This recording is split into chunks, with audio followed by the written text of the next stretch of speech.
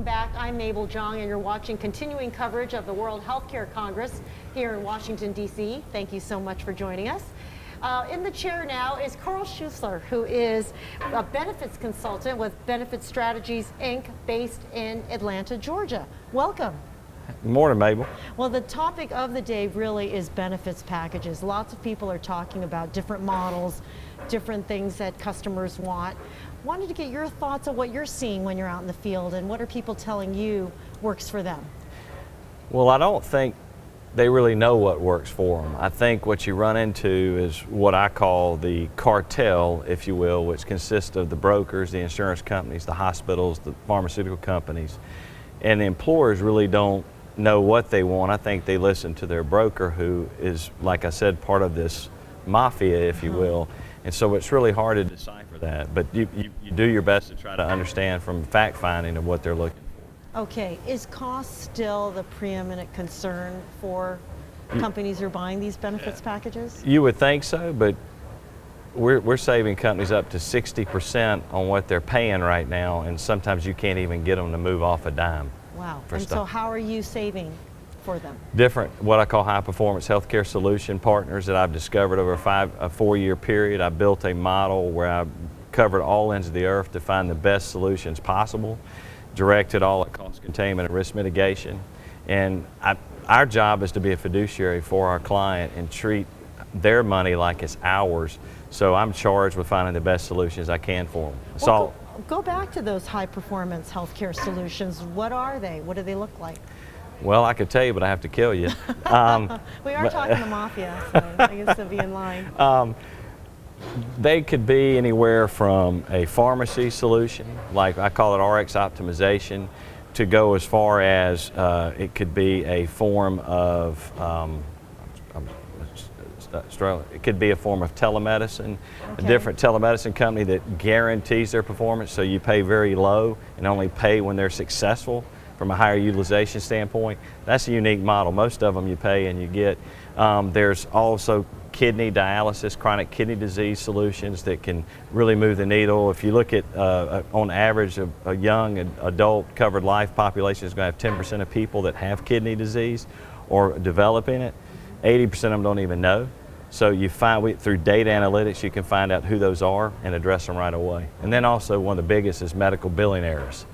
We'll generally generate 17 to 25% off of hospital facility bills. Right, right. That seems to be a real issue, that really the billing is what's generating a lot of the cost.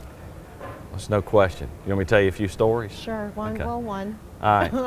My wife had, on August the 6th this past year, she had a laparoscopic appendectomy.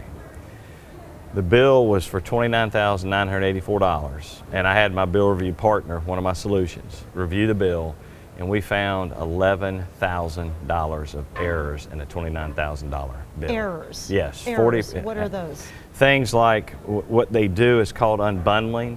So you get, you may or may not know this, the OR, operating room, charges per 15 minutes. So her charges to be in the OR that day were $5,654, okay? So that builds in everything done in the OR. So they can't charge you for sutures. They can't charge you $1,360 for a premium stapler like they did her. Oxygen to whatever it is. So as we dug in and looked at the bill, what we found is that, and then we also paid $957 for an observation room we never were in. I don't even know if it had a window. I don't know if it had a view of the skyline. I don't know. We never were in it. So there were $11,000 of errors. I got to be it's fraudulent. It's pretty incredible. Yes, and you can't do that because it's all in that OR charge. Those services are necessary and integral to the OR and routine supplies, and you cannot unbundle a bill for them. So how did that happen? Who gave the sign off that it was okay to put it on that bill? Do I have 30 minutes on my interview? It all starts with what's called the charge master at the hospital. Charge master is usually generated through the computers. Whoever the caregiver is putting in different data, and it goes into the charge master. So the charge master is set up this way from the get-go. Once the bill is generated, it comes out on what's called a UBO4, and that's a summary bill that comes from the hospital to the third-party administrator or to the insurance company, whoever's handling it. That bill comes, and if you do not get the itemized bill behind that bill, you'll never find the mistake. So most of these claims are paid off a summary form UB04. There were 5 pages of paper itemized bills behind that summary bill my wife had. Wow. And that's where we found all the mistakes. Okay. And good luck trying to get that from a hospital. We had to tell them that we had some special gap policy to get it because they wouldn't give it to us, which tells you all you need to know. Right. What do you think is the biggest hindrance in your view to really, change what's happening in environments today in the healthcare sector? You have to bust up the cartel. And you've got the broker that's in bed with the insurance company. You've got the hospitals that are in bed with the insurance company. You've got all those parties together, the PBMs. I mean, if you follow that, did you see where Anthem is firing Express Scripts? They sued them for $15 billion last March. They had them 7 years in all their programs, covering all these lives, and these employers are sitting here trusting them. The whole time they were suing them because they were overcharging them. Well, what did they do for the other 7 years? They're Express Scripts is 22nd in the Fortune 500. 22nd, and all they do is this. They push a pill across the counter. They do nothing else. The companies that make the drugs, Pfizer's 52nd in the Fortune 500, Merck's 74. How can a company that doesn't make anything be higher? Right. How do you bust up cartels at BenefitStrategies? What are your strategies to bust it up?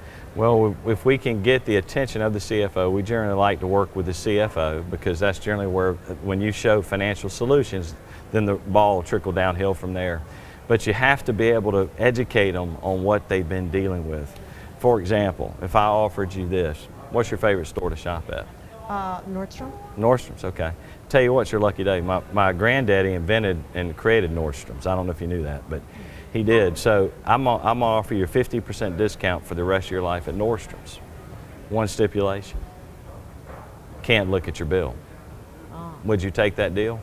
No, I wouldn't. Why is every employer in America signing up with Anthem Blue Cross, Aetna, Cigna, United, for a discount off of some fictitious bill charge pulled out of thin air? Right.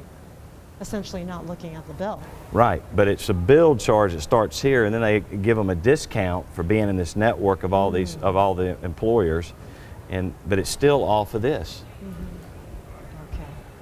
Well, Carl, we certainly look forward to hearing more about how you do this. We're going to have to leave it there. Thank you so much. Thank you. Appreciate your time.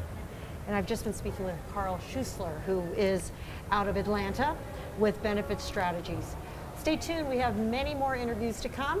You're watching coverage of the World Healthcare Congress 2017.